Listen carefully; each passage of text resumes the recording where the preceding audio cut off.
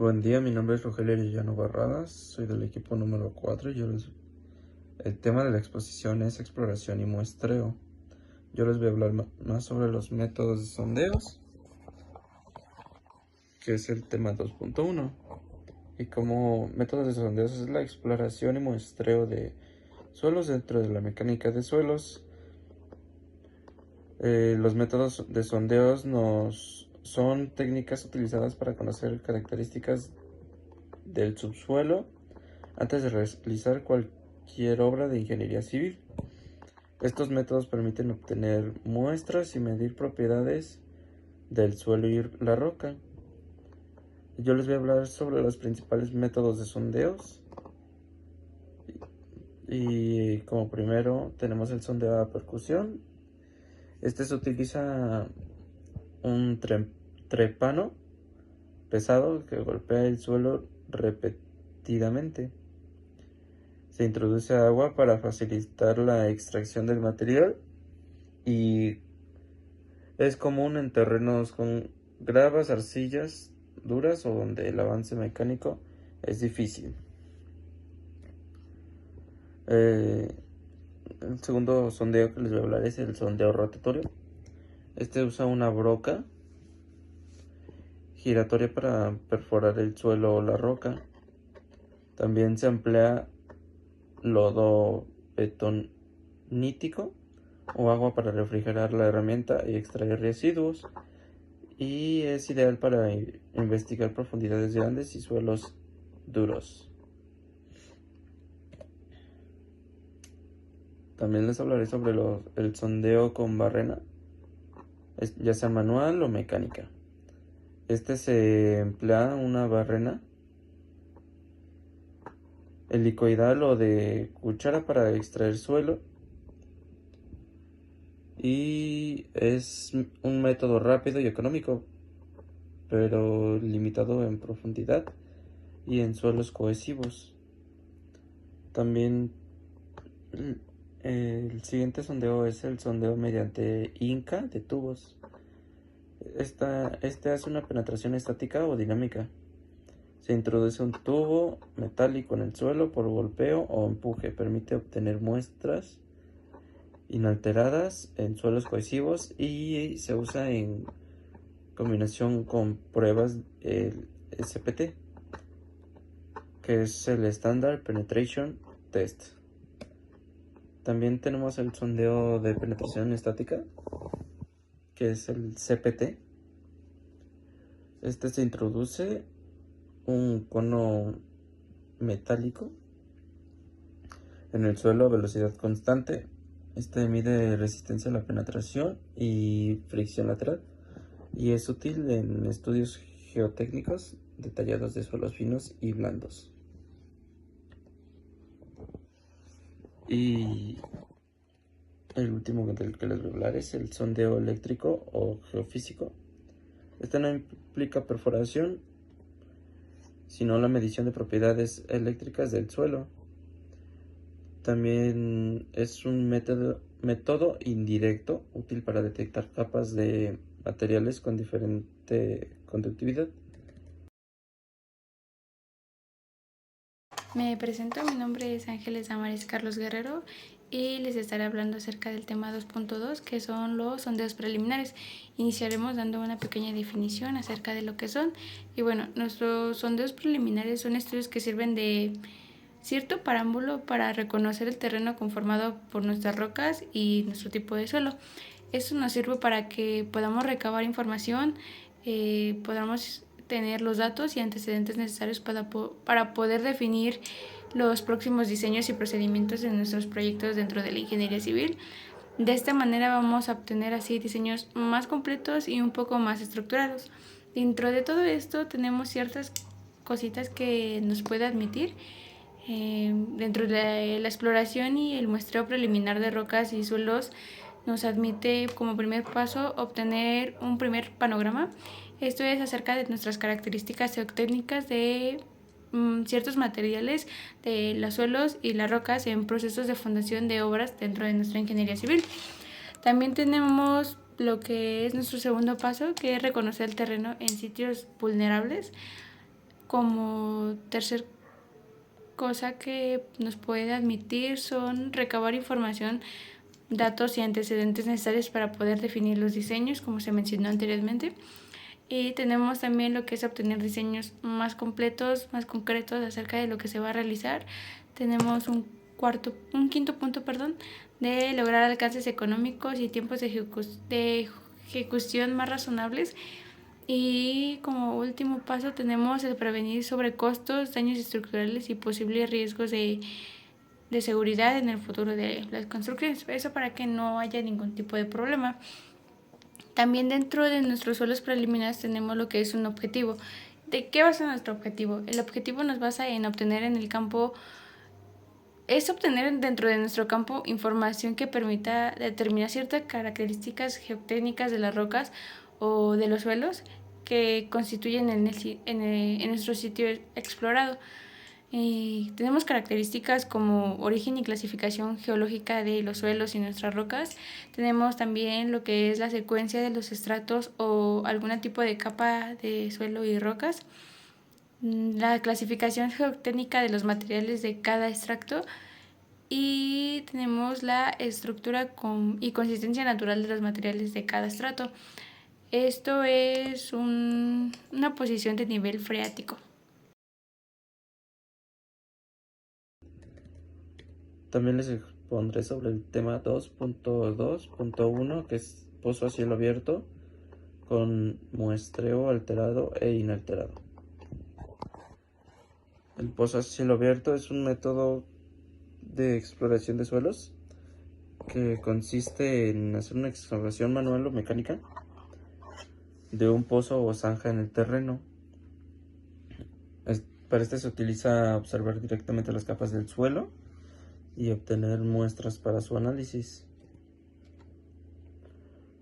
Como características tiene que se excavan pozos de entre 1.5 a 5 metros de profundidad, aunque pueden ser más profundos si se emplean sistemas de entibado para evitar derrumbes. También permite realizar inspecciones visuales de la estratigrafía, el calor, la textura y la presencia de agua subterránea. También se pueden tomar muestras alteradas e inalteradas para pruebas de laboratorio. También les hablaré sobre las ventajas y desventajas. Y como ventaja tienes que se obtiene técnicas que minimizan la alteración del suelo. Y también se extraen muestras con tubos Shelby, que es y bloque de mano o cilindros de metal. También que se utiliza un estudio de resistencia, consolidación y permeabilidad del suelo. Y como desventajas tenemos que es limitado en profundidad, ya que en terrenos inestables pueden ocurrir derrumbes. No es adecuado en suelos saturados o con nivel freático alto. Y puede ser más lento que otros métodos mecanizados.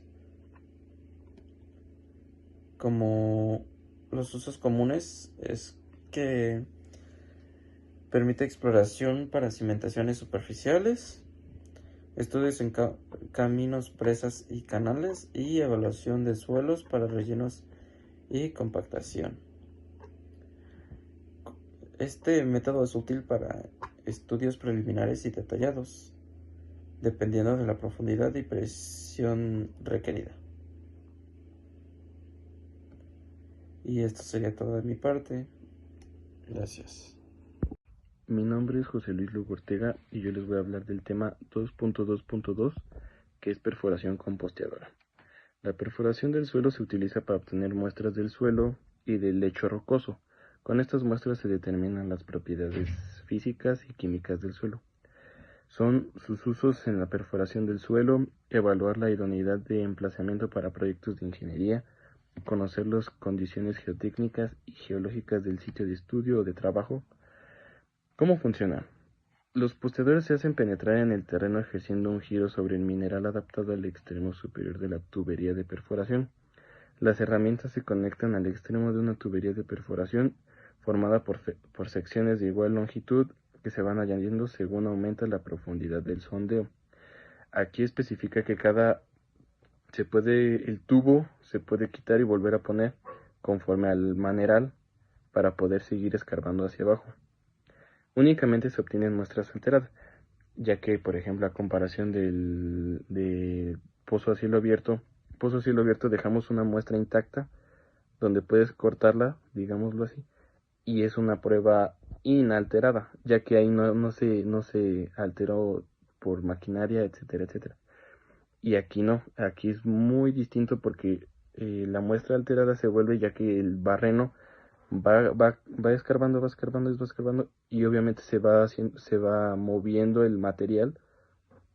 Entonces, por ende, ya no sería una obra, una muestra inalterada, perdón. Yo les voy a hablar también de barrenos helicoidales.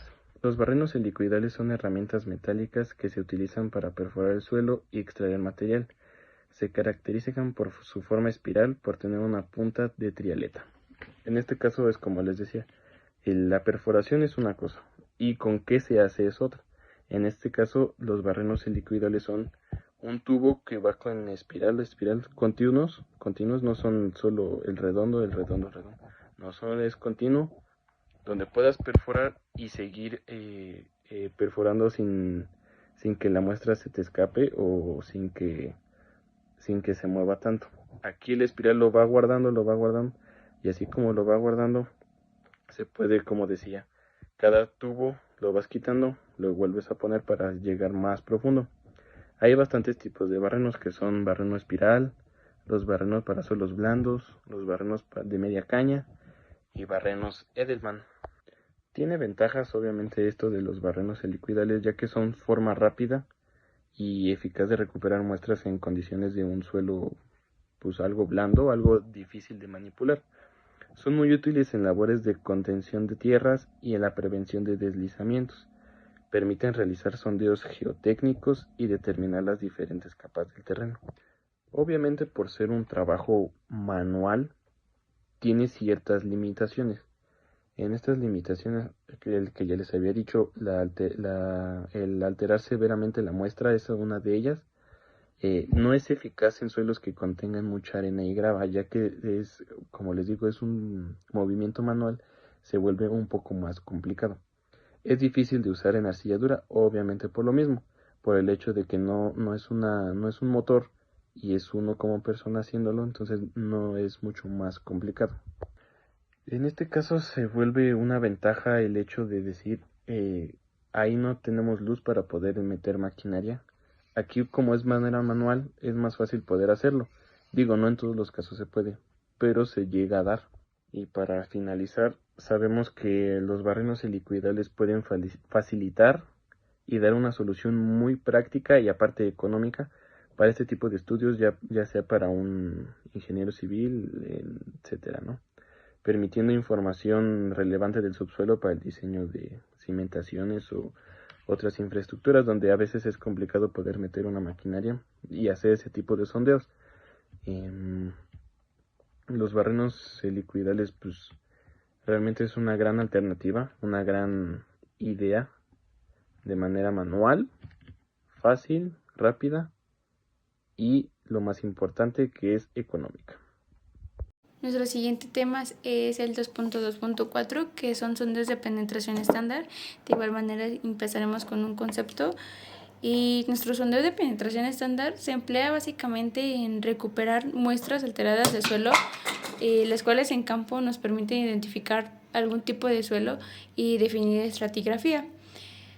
Por otro lado, tenemos también la opción de laboratorio, donde en un laboratorio nos permite la identificación de las propiedades más a detalle de cómo es el contenido de humedad, los límites de consistencia, entre otros.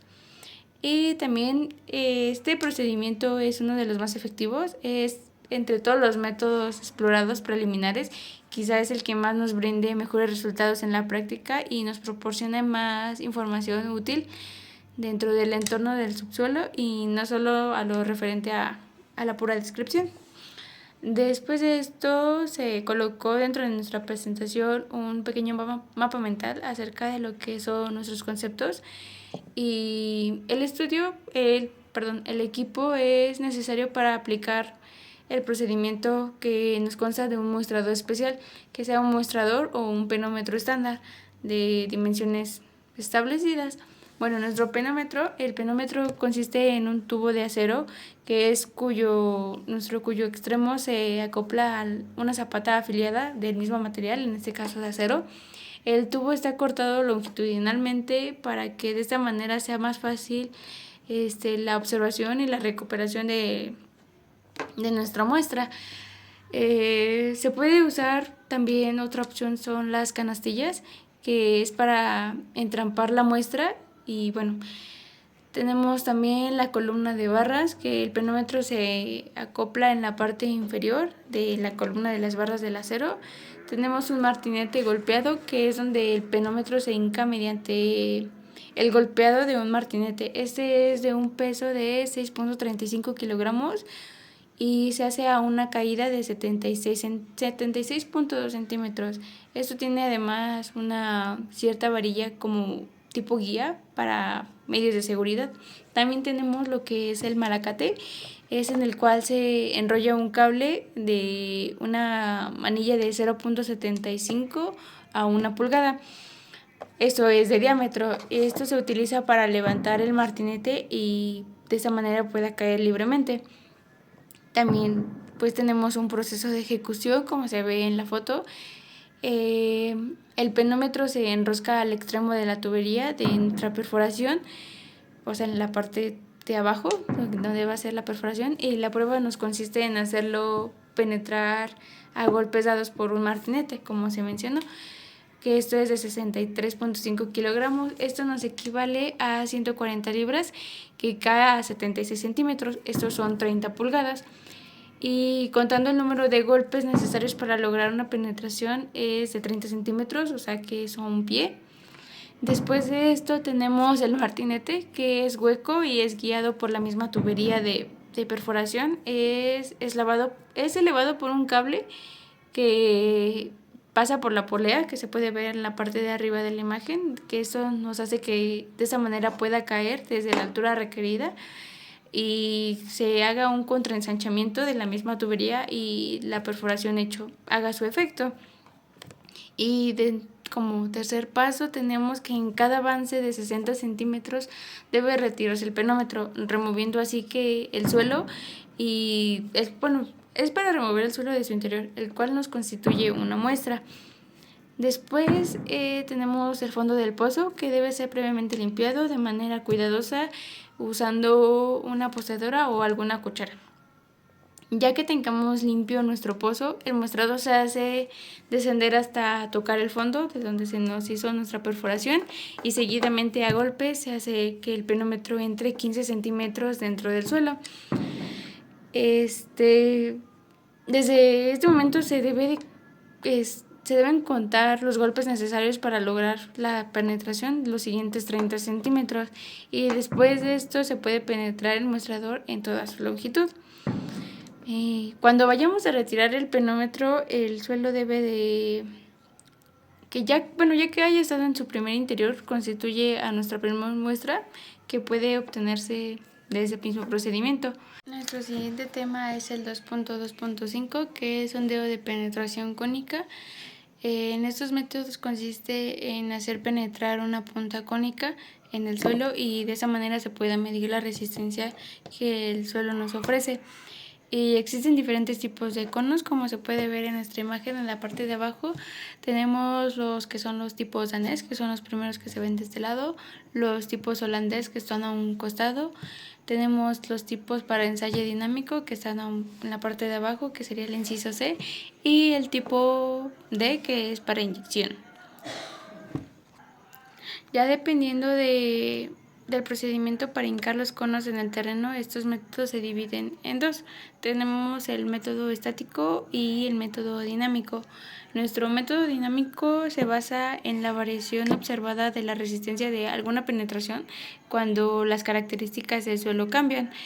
En caso de que se trabaje sin un adame, se conecta el penómetro y se hace el mismo procedimiento que se mencionó anteriormente, acerca de los 30 centímetros de penetración, con el martinete de los 63 kilogramos y la misma altura de una caída de 76 centímetros.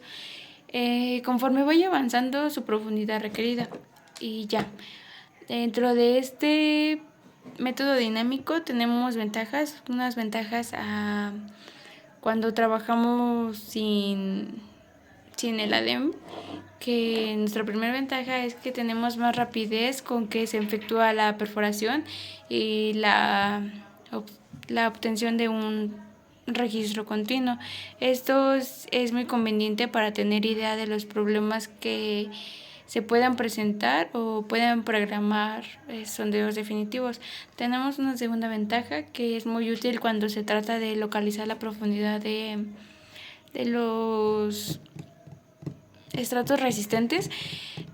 Tenemos un método estático, que es nuestro segundo. Los métodos estáticos se limitan a materiales suaves, como las arcillas blandas, las turbas, y estos son iniciados y desarrollados en Suecia, en Dinamarca y en Holanda. Les hablaré un poquito acerca de lo que es nuestro cono holandés. El cono holandés es el penómetro más ampliamente usado para pruebas estáticas, o sea, para las, como se mencionó anteriormente, de las arcillas blandas, las turbas. Y nos consta de una punta cónica de 60 grados con un área de 10 centímetros cuadrados, que esta se une a una barra cilíndrica de menor diámetro que el cono y se hinca a 50 centímetros en el terreno a una velocidad de 1 centímetro sobre segundo. Y para ayuda de esto necesitamos un gato hidráulico, que ese se va empleando a un marco de carga que puede estar sujeto a la ADEME, perdón. La presión ejercida se registra en un cierto manómetro que es acoplado a nuestro gato hidráulico, y una vez hincada la punta a los 50 centímetros se hinca sobre el ADEM y esa longitud se repite la operación anterior. Y a veces se obtiene una gráfica de presión aplicada, esto es contra una profundidad lograda, otras veces se aplica la gráfica para presiones aplicadas contra cierta profundidad. Y tenemos también lo que es nuestro penómetro danés. El penómetro danés consta de una punta delgada, de forma piramidal se podría decir, y es truncada con una longitud de 20 centímetros, y en este procedimiento se carga por incremento hasta alcanzar un peso de 10 kilogramos, midiendo la penetración que llega a originar cada incremento de carga. Después de cada prueba se debe de limpiar el pozo hasta la profundidad avanzada, repitiendo la misma operación. O sea, todo se realiza lo mismo, son diferentes maneras de trabajar, pero se realiza la misma limpieza de pozo. Y a veces se han usado estos penómetros cónicos en arenas ayudados por presión de agua, para que su función sea suspender las arenas sobre el nivel de la penetración, para que se pueda evitar el efecto de la sobrecarga, que de otra manera, si no se hiciera esto, dificultaría la penetración del cono. Estos son inconvenientes de la prueba, y uno es que no se obtienen muestras. Otra podría ser que no existe correlaciones de resistencia con valores obtenidos dentro de nuestra prueba con otros métodos que nosotros consideramos confiables. Y bueno, en general esto puede decir que esas pruebas son útiles en zonas cuya estratigrafía sea ya ampliamente conocida, qué es lo que necesitamos usar, qué cono se puede requerir en esa zona y lo que deseamos obtener de información en un lugar determinado. Además, estas nos sirven principalmente para determinar lo que es la profundidad a la que se deben hincar los pilotes, las pilas y los estribos del puente. Y eso sería todo por mi parte. Gracias. Mi nombre es Hernández Reyes Luis Eric y yo les voy a hablar sobre los sondeos definitivos. Los sondeos definitivos son una etapa avanzada de la exploración geotécnica y se realizan después de los estudios preliminares. Su objetivo principal es obtener datos precisos y confiables sobre las propiedades del suelo, minimizando los riesgos asociados a la construcción. Unos factores que justifican su importancia son reducción de riesgos, ya que permiten detectar problemas como suelos expansivos, colapsables, licuables o con baja capacidad portante. Otro sería la optimización del diseño de cimentaciones, ya que proporcionan datos precisos para determinar el tipo de cimentación más adecuado. El cumplimiento normativo, ya que los códigos de diseño estructural requieren estudios geotécnicos detallados basados en sondeos definitivos. Reducción de costos a largo plazo, ya que detectar problemas antes de la construcción evita costosas reparaciones o modificaciones en la obra. Y también les voy a hablar sobre el pozo a cielo abierto, que es, bueno, con una muestra inalterada, que es un método de sondeo definitivo. Un pozo a cielo abierto es una excavación manual o mecanizada utilizada en estudios geotécnicos para observar directamente las características del suelo y extraer muestras inalteradas. El muestreo inalterado se refiere a la extracción de muestras del suelo con técnicas que minimizan la alteración de su estructura natural, conservando sus propiedades físicas y mecánicas. Sus características son las dimensiones, ya que la profundidad varía de 1 a 0.4 metros dependiendo la accesibilidad y el tipo de suelo. El método de excavación, ya sea manual, que es con palas, picos y herramientas de excavación, o la mecanizada, que es con retroexcavadoras o equipos especializados cuando se requieren mayores profundidades o eficiencia. El tercero sería la observación gráfica. Permite identificar cambios en la descomposición del suelo, ya sean con el color, la textura y la presencia de agua subterránea. El proceso de muestreo inalterado consiste en tres fases. La primera es la selección del punto de muestreo, es donde se elige la zona representativa del suelo a estudiar. El segundo sería la extracción de la muestra, es donde se utilizan los tubos Shelby, muestradores de pared delgada o bloques de suelo cortados cuidadosamente. El tercero sería el sellado y transporte. La muestra se sella con parafina o plástico para evitar cambios de humedad y se etiqueta y almacena en condiciones controladas para su análisis en laboratorio. Y el 4 son los ensayos en laboratorio, ya que ahí prueban la compresión triaxial y la permeabilidad en carga constante o variable. También les voy a hablar sobre otro método que sería el sondeo con tubo de pared. El sondeo con tubo de pared delgada es una técnica de muestreo utilizada en estudios geotécnicos para obtener muestras inalteradas del suelo, de los suelos cohesivos. Se emplea principalmente en proyectos de ingeniería civil, donde es crucial las propiedades mecánicas y físicas, sin que la estructura se vea alterada por el proceso de extracción. Sus características también cuentan con un diámetro, que los tubos suelen tener diámetros de entre 50 milímetros y 100 milímetros. La longitud varía entre 30 y 100 centímetros dependiendo de la profundidad y el tipo de suelo. Otra característica sería el material y diseño, que algunos son fabricados en acero inoxidable o aluminio para evitar contaminaciones de la muestra. Tienen una boca biselada que facilita la penetración en el suelo sin deformarlo. La tercera característica sería los tipos de tubos utilizados, ya que sea tubo Shelby, muestreador de pistón o muestreador Ostenberg.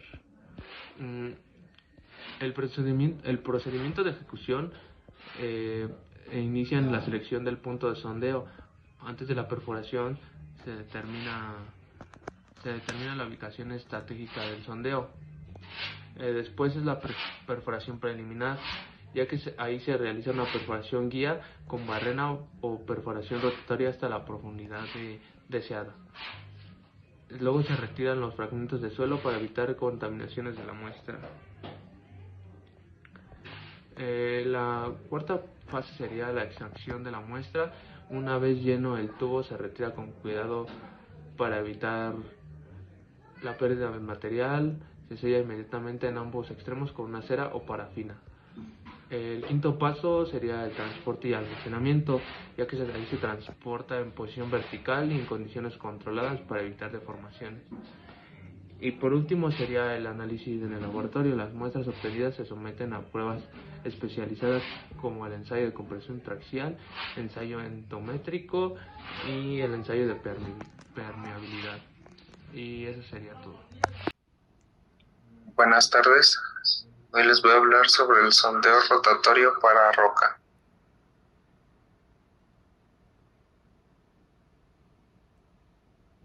Bien, es una técnica de perforación que utiliza una broca rotativa para penetrar formaciones rocosas mediante la combinación de rotación, peso y la broca de circulación fluida. Algunas de las aplicaciones es en la minería, en la exploración geotécnica y en la ingeniería civil. Se ocupa más en cimentaciones y túneles. Algunos de los componentes principales es el equipo de perforación, la broca o corona de penetración, el fluido de perforación y el sistema de extracción de muestras. El proceso de perforación es la preparación. Es que se selecciona el equipo de broca según la dureza de la roca, el montaje y la torre de alineación. Para la perforación tenemos que es la rotación, para la presión auxiliar y la circulación de fluido, controlado por parámetros RPM, peso y flujo. Para el siguiente punto tenemos la recuperación de muestras, que es la extracción de testigos, sondeos de diamantinos o análisis cuttings. Para la finalización tenemos el retiro del equipo y la evaluación de resultados. Algunas de las ventajas es que es de alta precisión de muestreo, adaptable a rocas duras y a profundidades mayores que métodos manuales. Las desventajas es que tiene un costo elevado en equipos y mantenimiento y el consumo de energía es significativo. Y también requiere de personal especializado para realizar este tipo de trabajo. Como conclusión tenemos que el método es esencial en la ingeniería geológica y en la civil, ya que es la perforación eficiente en roca, la combinación de tecnología y expertise para optimizar los resultados. Ahora les voy a hablar sobre el tema de conservación de muestras. Conservación de muestras. La mecánica de suelo requiere un adecuado manejo y conservación de muestras para garantizar resultados factibles en ensayos de laboratorio. La alteración de una muestra puede comprometer la precisión de los estudios geotécnicos y afectar el diseño de cimentaciones, carreteras y estructuras. La importancia de la conservación de muestras es para preservar las propiedades físicas, mecánicas del suelo, para evitar alteraciones en humedad y estructura del suelo y para garantizar una representativa de muestra respecto al terreno original. Algunos de los tipos de muestras de mecánica son las muestras alteradas y las inalteradas, que las alteradas se usan para determinar granulometría, límites de consistencia, contenido de humedad, etc. Las inalteradas requieren para el análisis de resistencia, deformabilidad y consolidación. Como conclusión y por último, es adecuada la conservación de muestras, es clave para obtener los resultados precisos en mecánica de suelos. La elección del método de conservación depende del tipo de muestra y de los ensayos a realizar. Un manejo inadecuado puede comprometer la calidad del estudio geotécnico y afectar la seguridad de los proyectos de ingeniería. Muchas gracias por su atención. Mi nombre es Gerardo González.